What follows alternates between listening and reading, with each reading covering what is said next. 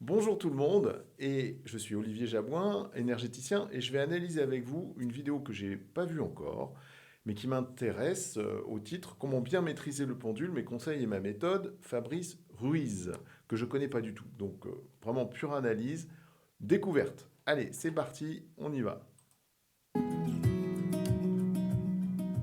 Bonjour à toutes et à tous, je suis très heureux de vous retrouver aujourd'hui pour vous faire cette vidéo sur mes conseils pour bien utiliser le pendule. Ma dernière vidéo sur les erreurs à éviter au pendule vous a visiblement beaucoup plu et je vous en remercie. Ok, super intéressant, déjà belle introduction. Moi je trouve ça agréable, je le trouve très agréable, je le connais pas du tout. Ça a l'air sympa, on y va. Avant de commencer, je tenais à vous préciser que les conseils que je vous donne dans cette vidéo sont les miens, eu égard à ma pratique quotidienne du pendule depuis des années, et je ne prétends pas du tout avoir la vérité absolue, même si je considère aujourd'hui que j'utilise bien cet outil. Ça, c'est une excellente introduction. Merci à Fabrice Ruiz, donc, que je connais pas du tout, donc le hasard fait bien les choses. Moi, je trouve cette posture très très bonne. C'est-à-dire, ça marche pour lui, il propose, et puis on voit. C'est-à-dire qu'il n'est pas tout de suite dans il faut faire ci, il faut faire ça. C'est plutôt des conseils, c'est plutôt sa façon, son approche et de la partager. Et ça, j'adore. De plus, il ne s'agit pas ici d'une formation sur le pendule, mais plus d'une vidéo pour vous conseiller sur vos débuts ou sur votre pratique, de façon à ce que vous puissiez mieux utiliser le pendule. Mais en aucun cas, vous aurez tous les éléments de A à Z pour votre utilisation du pendule. Ah bah, c'est sûr, la vidéo dure 15 minutes, donc en 15 minutes, tout dire sur le pendule, je pense que c'est pas possible. Moi, dans ma formation magnétisme, je propose 3 heures, je crois, sur le pendule, 3 4 heures. Déjà, on voit pas tout. Donc, en effet, en 15 minutes, ça me semblerait compliqué. Alors avant de vous parler du pendule, qui est un outil vraiment fascinant, je me dois quand même de vous dire ce que l'on fait réellement avec le pendule. Et en réalité, avec le pendule, vous faites de la radiesthésie. Ok, Alors, qu'est-ce que la radiesthésie? Le allons-y. dictionnaire nous indique que la radiesthésie est une sensibilité hypothétique des êtres vivants à certaines radiations, connues ou inconnues, et nous indique également que c'est un procédé divinatoire permettant d'exercer cette sensibilité à l'aide d'une baguette, ce que l'on appelle la rhabdomancier, ou d'un pendule que l'on tient à la main. Donc, en effet, c'est la définition en général qui est donnée dans le dictionnaire, sur Wikipédia. C'est la définition qui est donnée en général. Voilà. Ok, c'est bien de replacer Pour les ma part, choses. je considère que la radiesthésie est une sorte de sixième sens qui nous connecte à des informations qui sont subtiles et qui sont souvent hors de portée des méthodes conventionnelles. Alors, Oui, alors peut-être. Alors on va voir ce qu'il va dire par la suite, donc je le laisse avancer sur sa présentation. Ce qui serait intéressant, c'est de dire qui a inventé ce mot-là, d'où ça vient, et aussi en quoi, en effet, c'est hypothétique aussi, parce que dans la définition, en effet, on dit que c'est hypothétique, cette capacité à ressentir les choses et à avoir comme outil, comme le pendule ou la baguette, qui va donner des réponses à des questions ou autre chose. Je ne sais pas d'ailleurs, il va peut-être expliquer à quoi sert le pendule, comment on l'utilise. Et donc, voilà, peut-être ce qui serait intéressant, c'est de dire pourquoi ça s'appelle radiesthésie et d'où ça vient. alors, cette méthode, elle date pas d'aujourd'hui, hein. Elle est utilisée depuis des millénaires et des millénaires à travers toutes les cultures, notamment pour trouver de l'eau, hein, les sourciers, mais également pour trouver des métaux ou même pour de la divination. Alors, millénaire, c'est peut-être un peu poussé, je sais pas, faut voir. Ça a en effet une certaine histoire hein, que je vais pas décrire ici, c'est pas ma vidéo, donc peut-être que je ferai une vidéo là-dessus. Mais moi, dans ma formation en magnétisme, j'explique un peu d'où vient ce terme, et en effet, il y a des traces très anciennes hein, chez les Égyptiens, chez les Romains, à utiliser des baguettes, surtout pour trouver de l'eau, par exemple pour les troupes, quand les troupes romaines de César s'installaient, voilà, César apparemment faisait utiliser des porteurs de baguettes qui cherchaient l'eau sous la terre avant d'installer le camp. Donc il y a des traces comme ça écrites, historiques, comme quoi en effet c'est très ancien. Alors des millénaires et des millénaires, on ne sait pas trop, hein, parce que les traces quand même historiques sont pas si courantes que ça. Et puis surtout, il y a peu d'historiens qui s'y sont penchés véritablement. Mais en effet, c'est des pratiques qui semblent très anciennes, ça c'est sûr. Le professeur et physicien français Yves Rocard, par exemple, a mené des études pour essayer de percer les mystères de la radiesthésie. Alors, Yves Rocard, c'est très bien de le citer. On peut citer beaucoup déjà de chercheurs, de penseurs hein, autour de la rhabdomancie, du pendule. Mais il faut savoir qu'il y a beaucoup d'abbés aussi, de religieux qui s'en sont occupés, qui ont écrit des livres bien avant Yves Rocard. Et ça, c'est très intéressant, l'aspect de la religion qui s'est intéressée à la radiesthésie. Et la radiesthésie, c'est un terme qui est venu beaucoup plus tard. Pour ce qui est d'Yves Rocard, oui, c'est quelqu'un de passionnant parce que c'était un vrai scientifique et c'était le père de Michel Rocard, qui était Premier ministre de la France pendant un bout de temps et qui était extrêmement brillant. Et son père scientifique, physicien, je crois, si je ne me trompe pas, et s'est beaucoup intéressé à l'énergétique. Et il y a beaucoup de scientifiques qui s'intéressent à l'énergétique qui osent ou pas en parler pour pas être remis en cause dans leur domaine. Et quand ils osent en parler, généralement, c'est qu'ils sont déjà prix Nobel. Euh, voilà, ils ont déjà un sacré niveau pour parler d'énergétique. Je pense en particulier à Wolfgang Pauli, donc physicien quantique ou de la mécanique quantique, hein, prix Nobel, qui s'est intéressé à l'énergétique et à l'inconscient avec Carl Gustav Jung. Luc Montagnier qui a découvert euh, le, comment dire, le- zut, l'étude du sida, le séquencement, le séquencement du gène du sida, je vais y arriver, et qui donc a eu un prix Nobel pour ça, et qui ensuite s'est intéressé à la mémoire de l'eau, aux ondes, etc., comment soigner avec les ondes. Donc, juste pour synthétiser, il y a beaucoup de scientifiques qui s'intéressent régulièrement à l'énergétique, qui vont plus loin que leur domaine, qui osent même en parler. Et Yves Rocard en fait partie. Il a écrit même des bouquins, des livres sur la radiesthésie, sur l'énergie, voilà, comment ça fonctionne, alors que c'était un scientifique extrêmement reconnu. Alors même si ces travaux ont apporté des éclaircissements, la radiesthésie, elle garde tout de même une part de mystère. Alors vous l'avez compris, le héros de la radiesthésie, c'est le pendule et c'est l'objet de la vidéo du jour. Alors ça dépend, il y a des gens c'est le pendule, d'autres ça va être les baguettes, voilà, c'est peut-être le héros. Après les mystères, je ne sais pas s'il y a autant de mystères que ça sur le pendule. On sait quand même déjà beaucoup de choses. On sait comment ça fonctionne. Et surtout, pourquoi il tourne. Et ça, je vais voir hein, ce qu'il va nous dire, ou pourquoi la baguette hein, bouge. Et on va voir s'il va parler d'un élément essentiel. Donc, je fais un petit teasing, mais on va voir s'il va en parler. Je laisse Fabrice Ruiz continuer sa vidéo, qui est très bien. Qui est très bien. Grâce à lui, on va pouvoir obtenir des informations qui sont vraiment fines et détaillées sur tout un tas de sujets. Alors, donc il n'en parle pas. Donc je vais en parler maintenant. Donc je rajoute des informations à Fabrice hein, qui donne hein, déjà, et c'est une vidéo courte hein, de synthèse, donc on ne peut pas trop demander non plus. Juste je me permets de rajouter quelque chose, c'est l'effet idéomoteur. L'effet idéomoteur, c'est généralement ce qui explique pourquoi le pendule tourne. Pourquoi il tourne? C'est parce qu'on a des micro-mouvements qui viennent de l'inconscient. Et en fait, de l'inconscient, on reçoit des informations, justement les réponses à nos questions conscientes. D'où le mouvement du pendule. Parce que si vous posez un pendule à un présentoir, comme les vendeurs, les gens qui vendent des pendules, moi j'en vends un petit peu, qui vendent des pendules, bah, le pendule il bouge pas. Donc il bouge parce que notre main bouge, parce que notre corps bouge, mais d'une façon micro-mouvement et donc façon inconsciente. Et en fait, le pendule ou la baguette et donc la radiesthésie en général nous permet d'accéder à ces informations inconscientes d'une façon beaucoup plus directe que si on se mettait en état de conscience modifié, etc. Donc voilà, ce qui aurait été intéressant aussi, c'est de dire dans quel état on doit se mettre pour que le pendule fonctionne correctement. Après, bon, il a certainement, Fabrice Ruiz a certainement fait d'autres vidéos, donc je ne vais pas rajouter des choses là-dessus. Voilà, mais c'est une jolie petite présentation, moi je trouve, du pendule, d'où ça vient à peu près, de la radiesthésie, voilà, il a cité Yves Rocard, c'est cool. Et maintenant, alors, comment choisir son pendule? C'est vrai que c'est la première question qu'on peut se poser quand on débute. À l'origine, le pendule était une masse suspendue par une ficelle et donc souvent c'était une corde avec un caillou au bout et ça fonctionnait vraiment très bien. De nos jours, le pendule c'est vraiment devenu un outil très commercial, il y en a vraiment de toutes sortes. Je reviens juste sur l'histoire de la ficelle avec un bout de caillou au bout. Oui, caillou peut-être. En tout cas, on dit qu'il y avait aussi des pièces, du métal.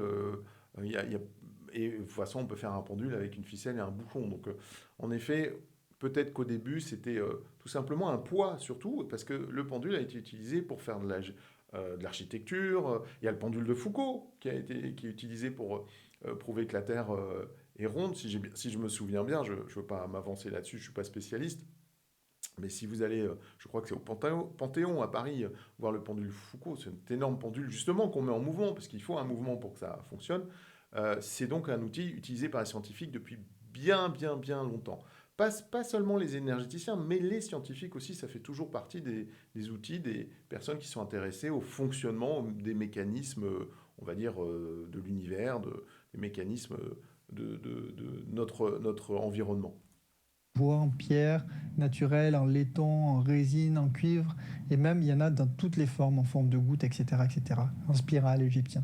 Je vous Les pendules, en fait, on peut en faire, on peut utiliser son trousseau de clés, on peut utiliser même juste son bras qu'on laisse balancer et puis ça peut devenir un pendule. On peut utiliser n'importe quel support. Après, on va voir ce qu'il va présenter comme pendule. Moi, j'aime bien les pendules avec les minéraux parce qu'il y a aussi les propriétés des minéraux, donc j'aime bien ça en plus. Mais c'est vrai que souvent, le pendule de base est plutôt en laiton, en métal. ai amené ici un petit échantillon de pendule, juste pour vous montrer. Donc ici, on va retrouver un pendule en bois, hein. Oui, alors ça, c'est tout à fait juste. Il y a les pendules en bois, il y a les pendules en métal, il y a les pendules en minéraux. Et c'est vrai qu'il y en a une quantité. D'ailleurs, il y a un livre qui s'appelle L'Encyclopédie des pendules, que je vous invite à trouver, à acquérir si ça vous intéresse. Vous avez déjà, je sais pas, des centaines de pendules présentés et avec leurs fonctions ou leur usage. Égyptien. Ici, on va retrouver un pendule en forme de spirale qui est en laiton. Et ici, vous allez retrouver deux pendules en pierre, hein, de formes différentes et dans des pierres différentes. Mais là, vous avez ici quatre pendules différents et les quatre pendules sont utilisables vraiment pour à peu près toutes les pratiques dont je vous ai citées précédemment. Alors, honnêtement, mon conseil ici sera le suivant. Lorsque vous choisissez un pendule, suivez votre intuition. Prenez celui qui vous attire le plus, celui qui attire votre œil, celui qui vous plaît le plus et travaillez avec celui-ci. Vu que C'est généralement le conseil qu'on donne, d'avoir confiance dans ses ressentis, de dire voilà, celui-là, il m'attire, donc je le prends et je le teste. Ce qui est intéressant, c'est quand on l'a, on va voir ce qu'il va dire, mais quand on a le pendule, on va tester, on va lui demander si oui ou non, il va travailler avec nous. Et parfois, on peut être surpris parce qu'un pendule peut nous donner envie de le prendre, mais aussi il y a des pendules, ou des minéraux d'ailleurs en général, qui nous disent ah, on le sent pas. Et en fait, c'est peut-être parce que ça nous fait travailler justement quelque chose d'important. Donc il faut voir sur le fait d'être attiré par un pendule, peut-être celui par lequel on est repoussé, je ne sais pas dire comme ça, si on peut le dire comme ça, peut être encore plus intéressant. Et en plus, on peut avoir plusieurs pendules, hein. Alors évidemment, au début, on en choisit un sur son chemin, mais on peut avoir plusieurs pendules aussi, pour justement pour travailler sur des choses bien spécifiques. Voilà. qu'à la base, on utilisait le pendule avec un fil et une masse au bout, on peut prendre vraiment n'importe quel pendule. Faites attention cependant à la matière du pendule que vous utilisez parce que la purification et le rechargement de ce dernier va changer. Nous allons le voir un petit peu plus tard D'accord. dans cette Ouais, vidéo. on verra.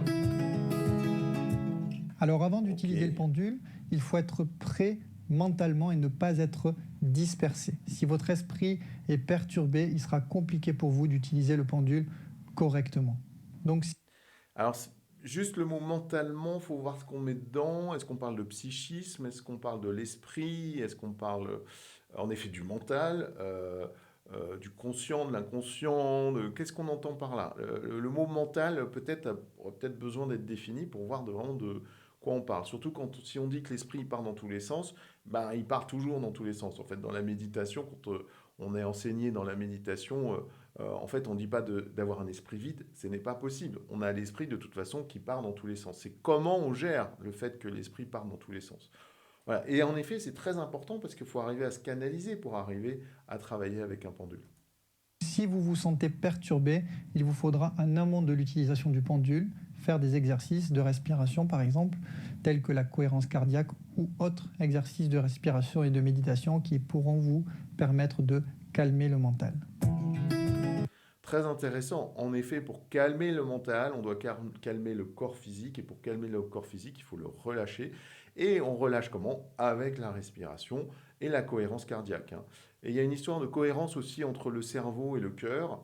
C'est démontré par des gens qui cherchent ça, comme docteur Joe Dispenza, par exemple, ou Greg Baden aussi, où on va justement parler de la cohérence, hein, qu'on peut avoir dans tout, avec tout notre organisme, en particulier entre le cœur et le cerveau, qui vont faire que on va être relâché et pouvoir se mettre en état de conscience modifié, et donc dans ce cas-là, pouvoir travailler avec en effet, par exemple, un pendule, mais aussi tout domaine énergétique.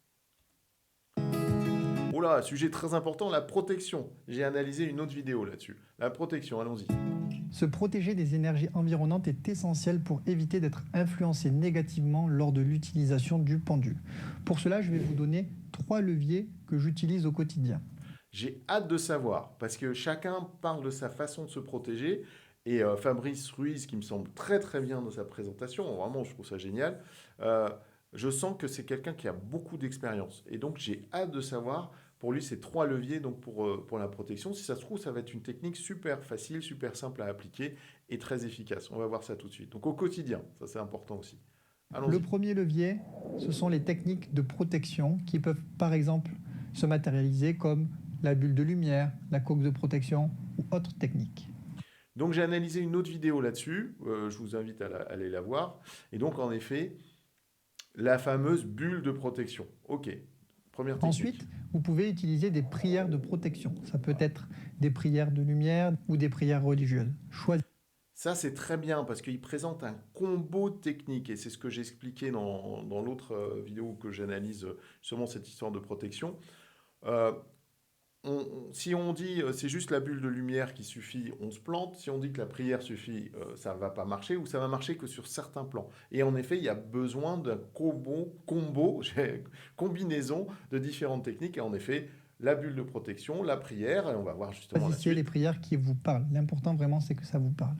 Ensuite, et dernier levier de protection, vous pouvez utiliser la lithothérapie.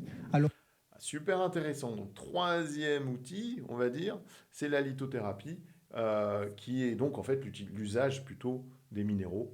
pour ma part, j'utilise ces 2 pierres qui sont vraiment top pour la protection. Vous allez retrouver ici. Alors, je vois ce qu'il a dans les mains. Allez, je me lance. Moi, je dis qu'il a une labradorite et une obsidienne. Une obsidienne peut-être noire ou à œil céleste. Allons-y, on y va. La labradorite et Voilà. ici la tourmaline noire. Ah, la tourmaline. Alors, en effet, il y a la tourmaline noire aussi. J'aurais plus vu la personne, je serais plus allé vers l'obsidienne. Mais en effet, la tourmaline noire est aussi considérée comme une pierre de protection. Mais alors, c'est des pierres qui ne protègent pas au même niveau et sur les mêmes plans, du moins comment dire, on le vit en termes d'expérience, hein. Donc on va voir ce qu'il va parler, ce qu'il va dire. Alors ce qui est super intéressant, c'est d'ajouter les minéraux. Moi j'adore faire ça. Je suis un petit peu lithothérapeute, un petit peu, c'est pas l'essentiel de mon activité. Mais par contre, voilà, je propose des vidéos, des minéraux même à la vente, etc., en direct. Et donc, en présentiel, je veux dire. Et donc, en effet, dans ma pratique, les minéraux viennent toujours en complément dans la pratique et souvent travaillent sur un plan vraiment différent de ce qu'on peut faire avec, par exemple, juste les mains en magnétisme ou la sonothérapie avec les bols tibétains, etc., ou d'autres techniques. La lithothérapie et l'usage des minéraux amènent vraiment un plan supplémentaire. Donc dans la protection, en effet, c'est super intéressant d'ajouter à la bulle de protection et à la prière les minéraux. On pourrait même rajouter d'autres techniques, hein, mais je ne vais pas aller plus loin, je suis déjà très bavard. Vous pouvez porter une pierre dans chaque poche et cela vous permettra d'être vraiment protégé à la fois des mauvaises énergies avec la labradorite et à la fois des ondes négatives qui vous entourent avec la tourmaline noire. Voilà, c'est intéressant ce qu'il dit, hein. Labradorite, c'est sur le plan énergétique, hein, voilà, les attaques énergétiques. La tourmaline, plus sur le plan des ondes. Peut-être la shungite aurait été intéressant sur le plan des ondes. Maintenant, les pierres dans les poches, oui, d'accord, mais pour qu'elles rayonnent et tout, je suis pas fan de ça. C'est comme les bracelets, etc. Pour moi, je trouve qu'on met beaucoup d'espoir ou d'espérance dans la capacité des minéraux à nous protéger, à rayonner, etc. Je pense que s'ils sont sortis quand même, là, le rayonnement est faisable. Dans une poche, on va dire que je suis plus, je me questionne plus. Voilà. Mais bon, faut tester, faut voir. Je fais une petite aparté sur ces deux pierres. Pour les purifier, vous pouvez les purifier sur un lit de sel indirect. Alors vous prenez une coupelle sur laquelle vous mettez du gros sel, vous posez un tissu, vous posez vos deux pierres dessus, vous les laissez pendant une trentaine de minutes, 1 heure. Alors, ça, c'est la technique que je préfère, en général, pour purifier les minéraux. Euh, Parfois, il y a besoin du tissu ou pas, ça dépend des minéraux. Et il faut faire attention au pendule avec les chaînes parce que ça peut être abrasif pour le métal et même à travers le tissu pour les pendules. Ensuite, la durée de nettoyage, je trouve ça un peu light. C'est-à-dire 1 heure, 1 heure et demie. En fait, ça dépend surtout de l'usage que vous avez, ça dépend de la grosseur du minéral, ça dépend de l'usage que vous avez eu avec le minéral. Ça fait combien de temps qu'il n'a pas été nettoyé? Il y a plein de conditions qui font que sur la durée de nettoyage, ça va varier. Souvent, c'est rare quand même qu'on dise juste 30 minutes à 1 heure. Généralement, c'est plutôt 24 heures, une semaine. Enfin voilà, c'est plutôt ce genre de délai que 30 minutes à 1 heure. Généralement, ça suffit pas. Et pour les recharger, vous pouvez les mettre à la lumière naturelle, soleil par exemple, pas trop puissant, donc le soleil du matin, ou si c'est l'après-midi un soleil puissant, soleil indirect. Ce qui est super intéressant, c'est alors là, du coup, on est dans la lithothérapie, mais pourquoi pas, c'est de diviser nettoyage et rechargement. En fait, généralement, on a besoin de nettoyer les minéraux. Ça, c'est essentiel. Pour le rechargement, ça dépend. Franchement, des fois, il y a. Enfin, moi, je trouve que c'est pas systématique.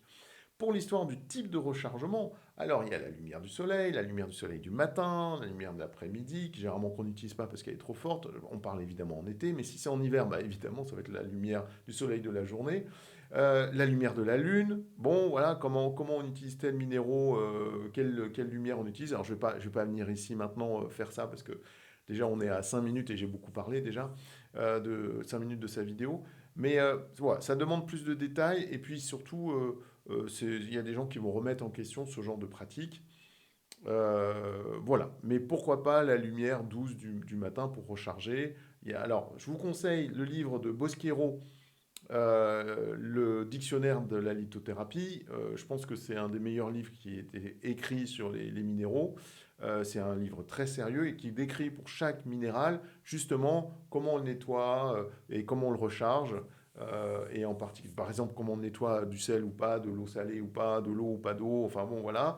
Et comment on recharge, on peut recharger aussi à la flamme d'une cheminée, on peut recharger, enfin voilà, il y a différents types de rechargement. Il n'a pas parlé comment dire, des ondes de forme, donc avec la fleur de vie, etc. Moi, j'ai mon avis là-dessus, mais c'est pas le sujet là. La coquille Saint-Jacques, etc. Toutes ces techniques de rechargement, voilà, ça pose évidemment débat puisque c'est pas scientifique. Il y a plein de techniques particulières. Il propose la sienne et ça fait partie des techniques qu'on utilise en général pour en effet nettoyer et recharger les minéraux. Moi, ça me va. Si vous voulez en savoir plus, j'ai fait une vidéo sur la Ah, lithothérapie que je vous invite à regarder. eh ben, Je vous mets le lien certainement que je ci-dessous. l'analyserai plus tard, parce que ça, c'est intéressant à analyser et à Alors voir ensemble. maintenant, est-ce que nous sommes prêts à utiliser le pendule? Eh bien, pas encore.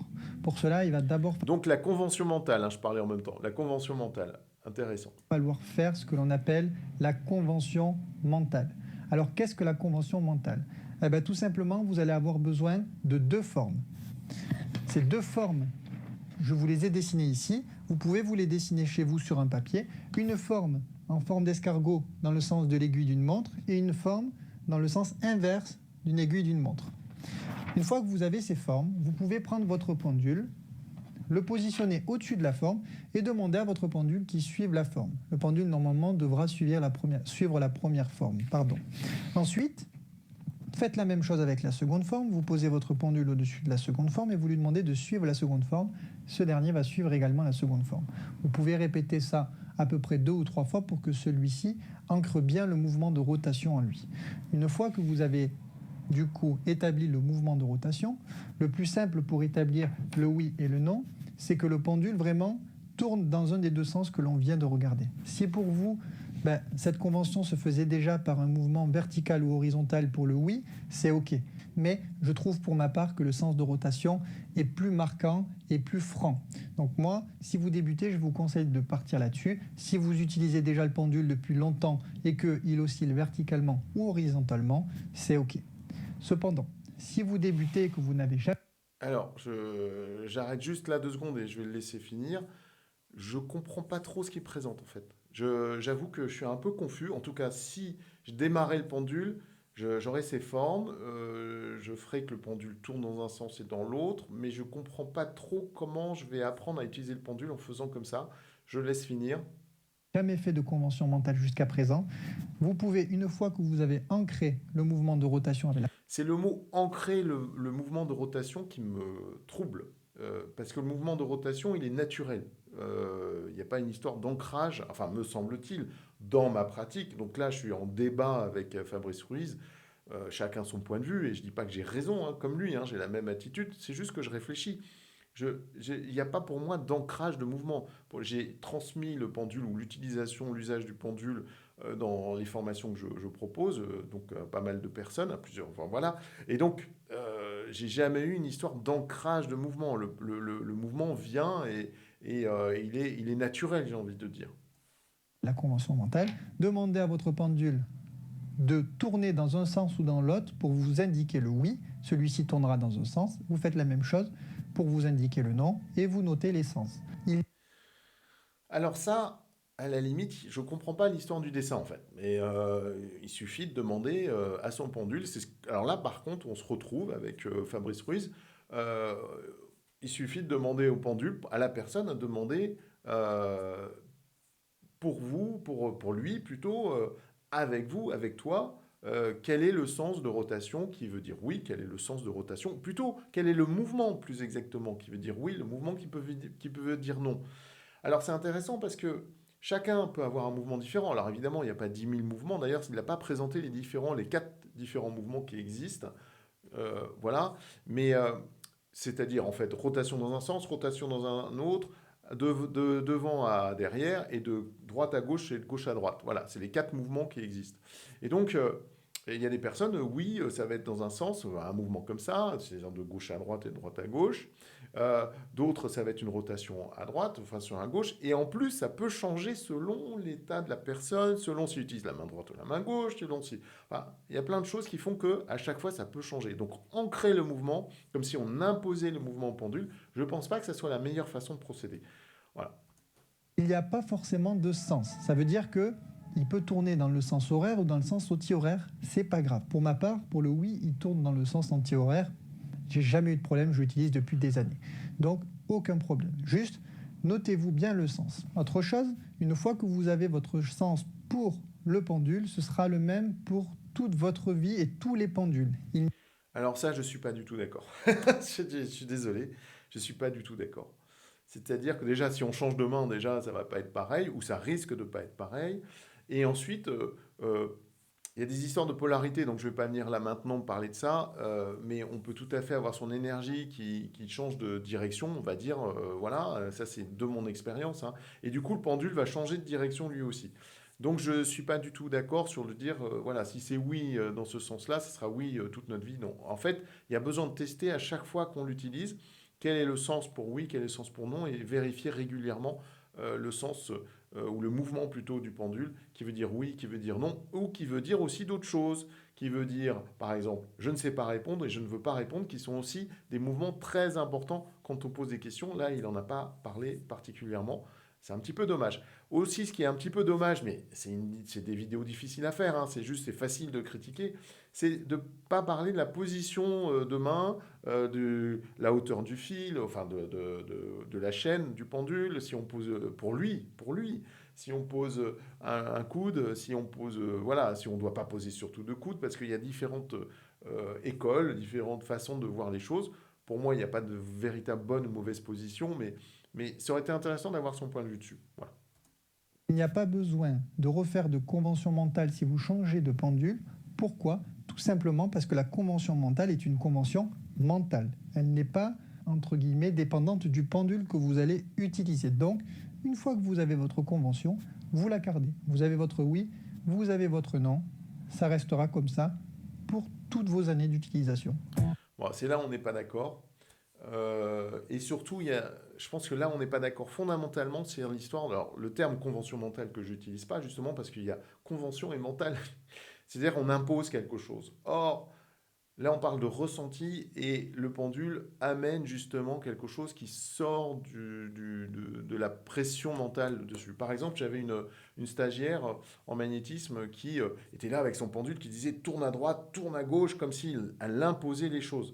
Et là, il manque de lâcher prise, ça manque de lâcher prise. Et dans une pratique énergétique, en général, on a besoin justement de lâcher prise et laisser même se faire surprendre parfois. Tiens, soudainement, il tourne dans l'autre sens.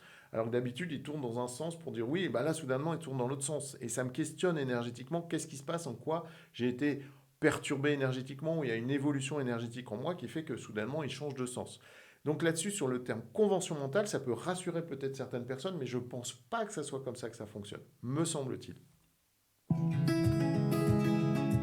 Maintenant Alors, les planches, l'utilisation des planches, allons-y. que vous avez le oui et le non, vous pouvez poser des questions à votre pendule et celui-ci pourra vous répondre. Bon, première question avant de débuter quoi que ce soit une analyse, que ce soit de la divination, que ce soit des planches comme je vais vous les montrer ci-après, c'est de poser la question simple au pendule, est-ce qu'il est OK pour faire ce travail, pour faire le travail que vous allez faire? Faut tout... Voilà, ça c'est excellent. En effet, je suis tout à fait d'accord là-dessus. Là, on se rejoint.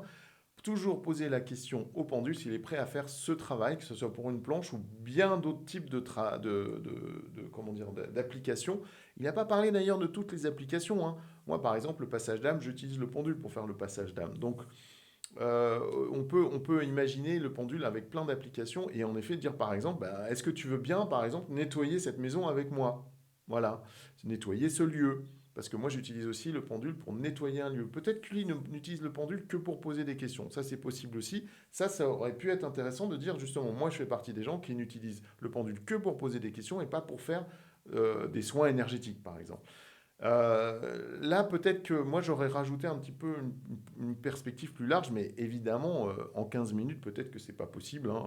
Moi, j'ai pas fait cette vidéo, donc je laisse Fabrice Ruiz faire comment dire, sa présentation. Toujours demander l'autorisation au pendule de faire le travail ou la recherche que vous allez faire. Première chose, donc vous lui demandez, si vous dit oui, vous pouvez ensuite faire vos recherches. Donc si vous avez besoin de poser des questions par oui et par non, vous avez votre convention mentale. Si vous avez besoin d'utiliser des planches... Stop! Et s'il dit non? Ça, c'est intéressant. Et si mon pendule dit non, je fais quoi? Ça serait bien de répondre, enfin de se poser la question.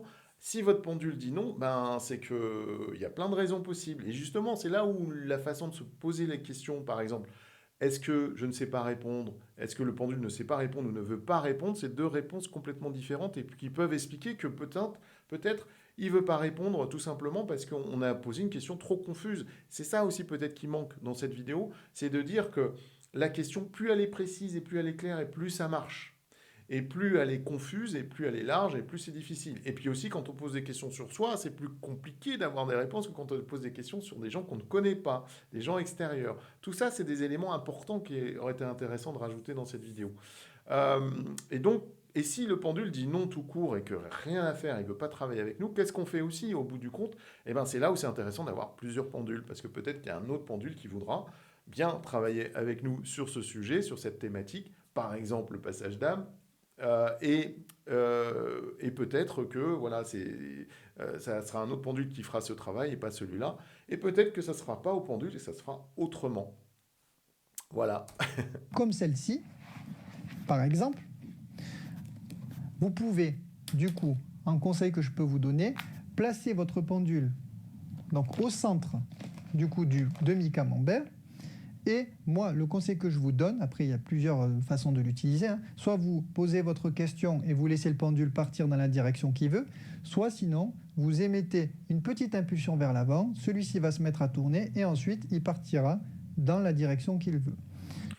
Le principal, en effet, quoi qu'il arrive, c'est que le pendule aille où il veut. Et à un moment, il prend un axe et il bouge plus. Et il continue, enfin, il bouge plus, si, il continue à bouger, mais surtout, il reste toujours sur la même ligne qui montre précisément dans quelle part du cadran et il va s'arrêter. Il va présenter, il va, comment dire, montrer l'information utile la réponse plutôt à notre question. J'y arrive. Attention à toujours bien poser la question avant de vous lancer sur la planche. Oui, je suis désolé, mais posez bien la question. Et ce qui est dommage, c'est que ce qui manque, c'est une question courte, précise, claire. Plus elle est précise, plus elle est claire et mieux ça fonctionne. quel que soit le pendule que vous avez choisi, nous l'avons vu précédemment, il va être très important de le purifier et de le recharger pour que la connexion entre lui, les énergies qui vous entourent et vous soit vraiment bonne et optimale. Donc à titre d'exemple, si votre pendule est en pierre, son protocole de purification et de rechargement sera celui de la pierre choisie. Alors, c'est là où on voit que le mot pierre est un peu problématique. Donc, c'est un minéral déjà. Et en effet, selon le minéral, ben, on va appliquer les mêmes conseils qu'on a en lithothérapie, comme il a donné tout à l'heure, hein, de rechargement, de nettoyage et de rechargement, surtout de nettoyage, essentiellement de nettoyage. Imaginons que c'est un cristal de roche, par exemple, comme celui-ci. Vous allez pouvoir le purifier soit sous de l'eau claire, soit sur un lit de sel indirect, comme je vous l'indiquais précédemment pour la labradorite et la tourmaline noire. Et pour le recharger, vous pourrez le mettre à l'exposition de la lumière solaire ou On l'a lunaire. déjà Bon. vu.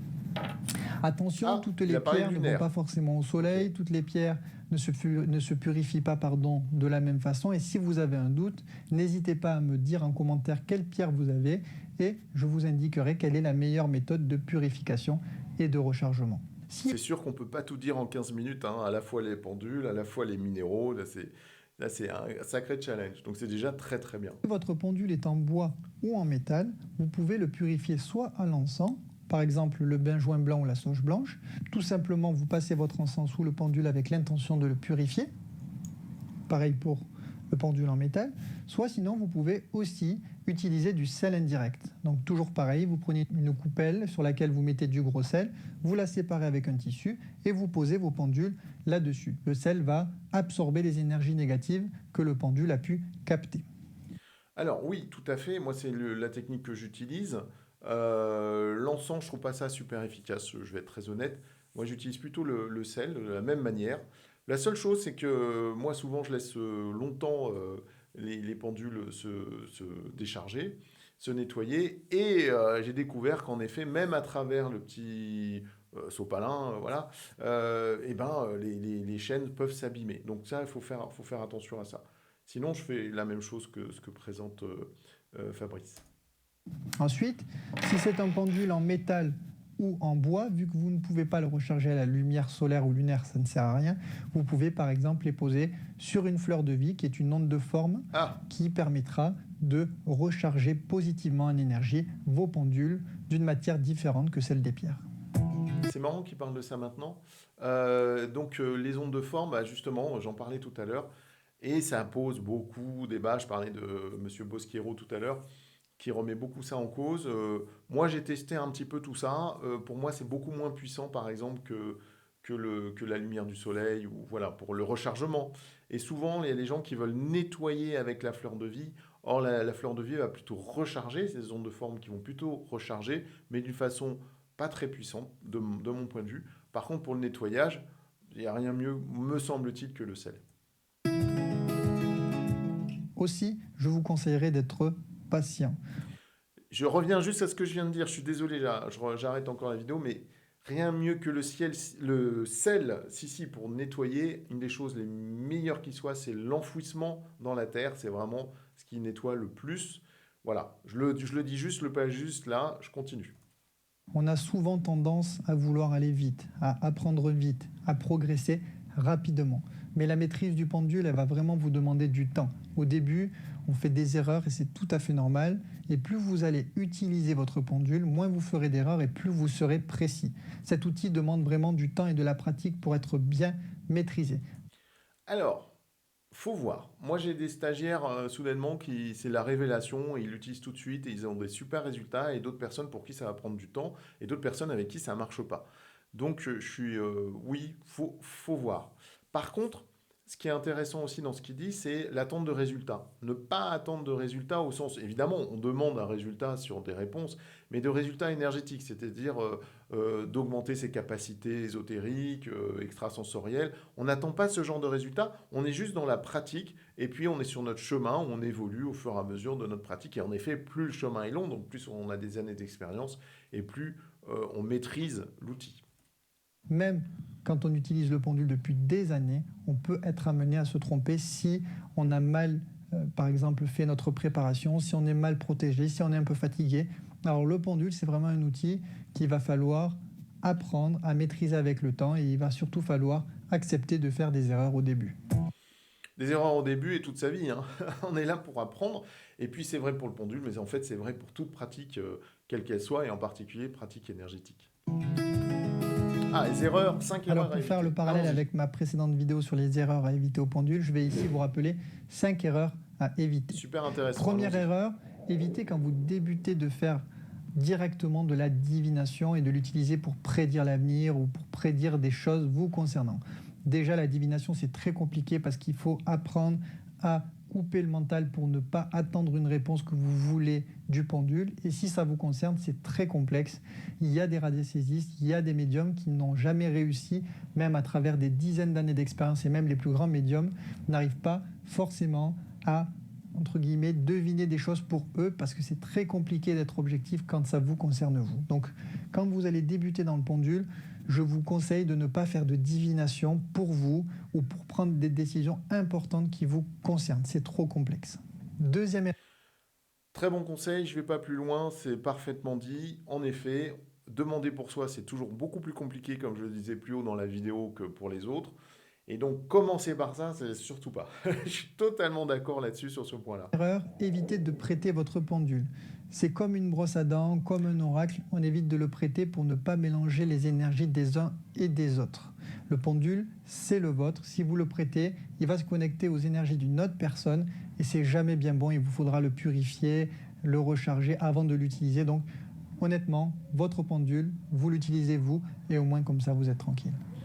Pareil, totalement d'accord, 100% d'accord sur cette erreur à éviter. De toute façon, ça vaut pour tous les outils énergétiques. On ne prête pas ces outils énergétiques. C'est parce que si on croit, entre guillemets, à l'énergétique, on comprend le fonctionnement de l'énergétique, tous les objets, les outils se chargent avec les personnes qui les utilisent. Et un autre conseil aussi à donner, c'est que lorsque vous utilisez des pendules, par exemple, sur vous et pour vous, hein, et pourquoi pas, voilà, après peut-être un temps d'expérience, sans parler de divination, hein, parce qu'il ne parlait pas d'utiliser un pendule pour faire ses choix à soi tout de suite, pour soi, même si c'est ça dont on a envie généralement. On utilise aussi des pendules, moi j'utilise pour se nettoyer, pour se protéger, etc. Quand j'utilise pour moi, quand j'utilise un outil pour moi, je ne l'utilise pas sur quelqu'un qui vient en séance, par exemple. D'accord? J'ai mes outils pour les séances et mes outils pour moi. Et ça, c'est super important d'en faire la séparation, la division. Donc là, je suis totalement d'accord, encore une fois, avec Fabrice. Troisième erreur, n'utilisez pas le pendule pour faire de la divination sur des personnes sans leur assentiment. Rentrer dans l'intimité des autres sans qu'ils vous aient donné leur autorisation vous vaudra un retour de karma négatif et il ne faut vraiment pas faire ça. C'est pareil pour le cas des oracles, on ne tire pas des cartes sur une personne qui ne vous a pas autorisé à tirer les cartes sur elle parce que sinon vous rentrez dans son intimité et vous n'avez pas à faire ça. Quatrième erreur. Excellent conseil aussi. Ça peut être une erreur de débutant ou ça peut être quelque chose de voulu. Dans ce cas-là, on est plutôt dans une magie noire, hein, clairement. Donc, en effet, on est plutôt du coup dans la magie blanche, c'est-à-dire que l'un des principes de base de la magie blanche ou des pratiques énergétiques pour le bien-être de tous, dans la lumière, dans l'amour, c'est en effet l'accord de la personne. C'est essentiel, c'est absolument fondamental. Et si on ne le fait pas dans ce sens-là, on risque en effet un retour de bâton qui est multiplié, alors on dit par 10, par 30, enfin bon, qu'importe, du négatif qu'on aurait envoyé, même peut-être involontairement, on se le reprend d'une façon démultipliée. Voilà. Je parle moins bien que Fabrice, hein, beaucoup moins bien. Erreur, pensez à purifier et à recharger Voilà, régulièrement ça votre a été pendule, dit. et ce, après chaque utilisation. Me concernant, après chaque utilisation, après chaque séance, je passe mon Voilà. pendule sous l'eau et si je peux, Ah, je l'expose au Ah là, il a parlé de passer sous l'eau. Il n'en a pas parlé tout à l'heure. Il a parlé juste de sel, mais il parle de passer sous l'eau. Donc aussi un autre système de purification. Je ne vais pas aller comment dire, plus analyser ce qui vient d'être dit parce qu'en fait, voilà, en effet, ce nettoyage est régulier et surtout selon l'usage qu'on a fait du pendule. soleil s'il y en a, sinon je le pose sur une fleur de vie de façon à ce qu'il se recharge pour la séance d'après. Et c'est pour ça que j'ai deux pendules. C'est très important que votre pendule soit toujours chargé positivement et propre d'énergie négative pour que vous ayez les meilleurs résultats possibles. Autre chose en nettoyage et en rechargement de pendule, tant que j'y pense, un autre pendule peut charger un pendule. Eh oui, il peut nettoyer un autre pendule, d'accord? Donc juste ça, si on a plusieurs pendules, on peut, l'un quand il est propre évidemment, nettoyer et énergiser. On va l'utiliser pour nettoyer et énergiser les autres pendules. Ça marche aussi. Cinquième et dernière erreur, restez humble vis-à-vis de votre pratique du pendule. Alors surtout au début où, comme je vous l'ai dit, vous serez amené à vous tromper et ça c'est ok. Mais après, quand vous allez être expérimenté ou quand vous allez penser maîtriser votre pendule vraiment de bonne façon, attention à ne pas sauter ces étapes en pensant que vous maîtrisez le pendule et que ci et que ça. Même expérimenté, il faut toujours s'asseoir sur des bases solides comme j'ai pu vous les dire dans cette vidéo. Me concernant, je mets en place tous les conseils que je vous donne aujourd'hui dans cette vidéo. Pourquoi? Parce que même après plusieurs années de pendule, je me rends compte que c'est toujours très important d'avoir toutes ces bases-là en place. Rester humble, c'est certainement le meilleur des conseils que peut donner Fabrice là et qui nous donne, qui nous enseigne. C'est un des enseignements que je transmets aussi. En effet, au début, souvent, on n'est pas très confiant dans sa pratique et puis voilà, on cherche, on teste et puis à un moment, ça marche et là, en effet, l'ego rentre en jeu et rester humble tout le long de sa pratique. Garder l'esprit du débutant, comme disent on va dire en Asie, comme on dit en Asie, c'est très important, c'est fondamental. Je le transmets également. C'est un des super enseignements. Du coup, je suis vraiment d'accord avec ces 5 leviers, hein, ces 5 erreurs, pardon, à ne pas commettre. Merci beaucoup à Fabrice. On est complètement raccord là-dessus. Alors, c'est une analyse hein, de sa vidéo, donc il y a des choses sur lesquelles, évidemment, moi j'ai rajouté mon petit grain de sel en disant, bah oui, je suis peut-être pas d'accord ou je suis d'accord, voilà, pour enrichir encore plus ce que nous transmet Fabrice. Mais là, sur les fondamentaux, sur les principes, on est totalement d'équerre, on est totalement d'accord. C'est génial. Voilà ce que je voulais vous dire aujourd'hui concernant la radiesthésie et le pendule. J'espère que cette vidéo vous a plu et vous permettra de commencer à utiliser le pendule avec plus de sérénité, en étant mieux protégé et en ayant de meilleurs résultats. Dites-moi aussi ce que vous en avez pensé en commentaire. Je y Allez-y, réponds avec mettez un plaisir. commentaire. Vraiment, Je mettrai tous le lien de vos la vidéo. commentaires. Alors n'hésitez pas. Pensez aussi à me dire si vous avez des doutes sur les pierres. Je pourrais peut-être vous aiguiller. N'oubliez pas non plus de vous abonner, mettre un pouce bleu sous la vidéo. Ça m'encourage à vous produire du contenu. Pour ceux que ça intéresse, j'ai mis en place une formation où je vous livre vraiment tous mes secrets pour maîtriser le pendule. Celle-ci est à 99 € et vous pourrez retrouver le lien dans la description ci-dessous. Enfin, pour rappel, tout est énergie. L'entretenir, c'est nous assurer une vie meilleure. Bon lâcher prise à tous. Ok, super. Alors voilà, ça conclut la vidéo de Fabrice Ruiz. Je vous mets le lien en dessous. Likez aussi ma critique, mon analyse, critique-analyse. N'hésitez pas à aussi liker et puis à commenter. Qu'est-ce que vous pensez de la vidéo de Fabrice? Voilà, vous, votre avis. Comment c'était? N'hésitez pas à vous abonner à ma chaîne. Et puis, on se retrouve à la prochaine analyse, toujours dans la lumière. Ciao, ciao!